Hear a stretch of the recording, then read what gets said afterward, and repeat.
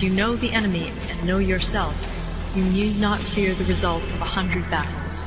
Finally, I have secured the supply drop, but ironically, I don't get any goods or rare resources. I'm getting food, steel, and oil, not immediately resources that I need, but okay, I guess. Thank you. I can see now the troops from Egypt. No clue why he's pulling back. He should keep pushing. He has a nice stack here with little artillery, so I understand that he pulled back because he was outnumbered. But now he has another stack here, but also a little bit of artillery. If he pushes on the two sides, he's gonna break through. But that, of course, Turkey can't know. I'm seeing something weird. I'm seeing this moving in. I shouldn't be seeing this. It has just popped up. It looks like Chorophobia is using a little bit of gold to reveal units in that province, it would seem. It's the only explanation because he has no planes to scout here. Otherwise, how can I see this? I'm sure he's using a little bit of gold to defend himself, because if you look, he has 40 units, right? Just for an example, I have 37 units. I know it's not a reference because I've been investing in economy a lot, but then when I go to the newspaper, you're gonna see newspaper. I'm gonna type in Caucasus. Then scroll down, there's a lot of spam in the newspaper, unfortunately. So I want to go to his losses. You can see he has lost 4, 5, 6, 7, 8, 9, 11, 12, 13, 14, 15, 16, 19, 20, 21 units during this day. He lost 21 units and he has 40. So that's 61 units. That's the double amount of units that I have. There is no way that with the Comintern doctrine, I know you can pop out units faster and cheaper, but there is no way that you can maintain an army like this without gold. I mean, why not use gold, you know? His enemy is using gold and he's being outnumbered 1 against 4. So no surprises there, I guess. Also, he lost Rostov yesterday, so he has no more rare resources. So at a certain point, you need to use gold if you have no more rare resources. But still, he's not golding very excessively. Chorophobia just revealed more units with gold. I mean, I understand he wants to know what's coming. It's also very interesting for me to see what's coming. And from what I can see, his southern front, he's gonna lose there. He only has 10 units, he's heavily outnumbered. His only advantage is that Turkey hasn't yet figured out what advantage he has over Caucasus. Also here, Ukraine received another artillery shot. His troops are now at like 33 hit points. On top of that, yesterday evening he had 28 units, he has now 21 left. They're heavily damaged. So Caucasus is holding his own. On my part, I'm trying to balance out my economy. I'm gonna select all my troops.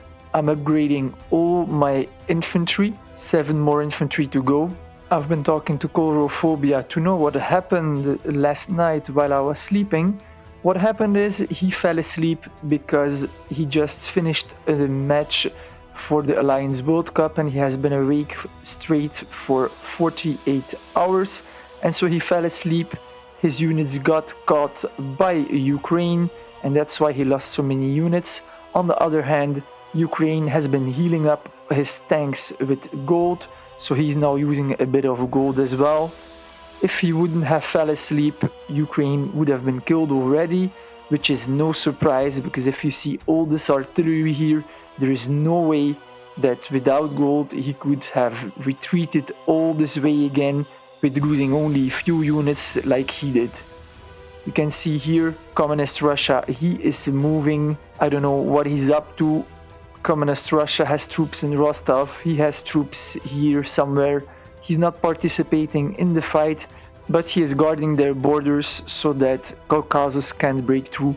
They've got him bogged down by 3 sides. Once Turkey realizes that he has a numerical advantage, he's gonna start pushing. And I mean, it's 3 against 1, as Communist Russia is only guarding the border, but still Caucasus can't afford to get into war of attrition because the enemy team can replace their units way more easily than he can. He has no rare materials, he's up 1 against 3, so there's little that he can do. But still, he's holding his own. The 4-player team, they have seriously underestimated the capacities of Caucasus.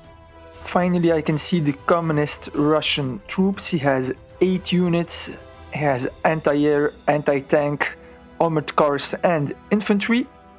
That's a stack you don't want to attack, which Caucasus isn't going to do. He's only gonna use his artillery. There's more communist Russian troops moving in here.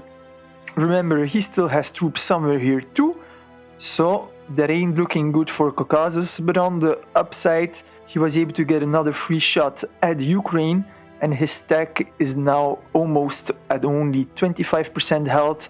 Another unit died, only 20 units are left now. Ukraine is going to need help from communist Russia or he will lose. But then again, we have the south here that is under hard pressure, so he's retreating to what is named, oh, I can even read it, what is that? Ordzhonikidze? Is that how you pronounce it? I don't know, man. And he has been smart. You can see he has built level 2 infrastructure to move faster in the mountains. He has infrastructure here too and here too. Here as well. That's very important in your core provinces. If you have mountains, you need to build infrastructure there so that you can move your armies faster. Then I'm talking with all the players on the map, and I've noticed something interesting when I was reading a newspaper. The United Kingdom is in war with Spain. I thought those 2 players were working together from the start, but nothing less is true. Spain and Germany have been surfing on the hard work of the United Kingdom. I hate when players do that. You are killing most of the units and then other players move in to grab whatever they want. I call it land grabbing, you know? They're surfing on your hard success and they take away the fruits of your hard labor. I hate when that happens. And so I can understand the United Kingdom is very pissed because he didn't get any city out of it. Spain took Bordeaux and Marseille, and Germany took Nancy, Lyon and Paris. The poor guy didn't even get the capital. And so if you check the newspaper, I have typed in already France. You can see France lost a lot of units. If you see, Spain has only killed 5,740 manpower. If you compare this to the United Kingdom, who has killed 22,000 manpower and lost about the same. And then if you look at Germany, Germany killed 7,000 manpower. So to break it down shortly, Spain and Germany killed half as less troops than the UK, but UK didn't get anything. So this is all very interesting. Now Spain and the United Kingdom are going to attack each other, make themselves weaker, which is perfect because I've been talking to the southern United States. We're gonna take out the northern states together, and then southern United States can land in weakened Spain, and I'm gonna land in a weakened United Kingdom, and we're gonna be able to get a foothold into Europe. And then maybe it would be the best choice to ally ourselves with Sweden. I don't know, we're gonna see, but the plan is forming shape. On my side, everything is going great. I'm moving into Detroit, so soon I'm gonna get those juicy goods. I need goods because you can see I have nothing, as I've upgraded almost all my infantry, and I also have 2 tactical bombers in production, which is great. Then I'm gonna have 4 tactical bombers. I also have 1 cruiser in production. Why? Because I had the manpower and I had the resources. As ships cost only food, manpower, steel and oil, all of which I have in abundance. So I'm trying here to balance my economy. For that reason, I'm also already researching aircraft carriers. It's very expensive, but with what I took from the supply drop, I can afford it easily. And then I'm gonna start investing more in a navy because I need to get my planes across if I want to attack the UK. And then finally, I'm also producing a cruiser in Halifax, which is gonna bring me up to a total of 6 cruisers then. That should be enough to shell the coastal cities. I know that Northern United States is making a Navy too because, well, the South told me, but those naval units are going to die as soon as we took all of his territory, so I just need to avoid his ships. I hope he's been making battleships, then with my cruisers I'm gonna be faster and I'm gonna be able to outsail him. We will see. I only have 1.27k manpower. As soon as I've taken Detroit and I've got the goods, I'm gonna upgrade my last 2 infantry and then I'm gonna be at 0 manpower.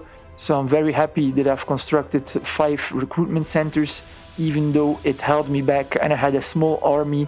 Everything now is going as planned. I took a high risk because if I would have been attacked early on and end up in a situation like Caucasus, I wouldn't have survived it because all my resources went in my economy.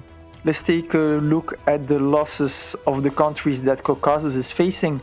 Russian Empire lost 16,000 manpower, Caucasus 9,500. Ukraine lost 31,000 manpower, Caucasus 18,000. And Turkey lost 3,000 manpower, Caucasus 2,000. But you can see these losses are not sustainable for Caucasus. He's losing a lot of units. He's holding his own very well, but in this war of attrition, he's not going to be able to hold on forever. It's just a matter of time to see which nation will break first.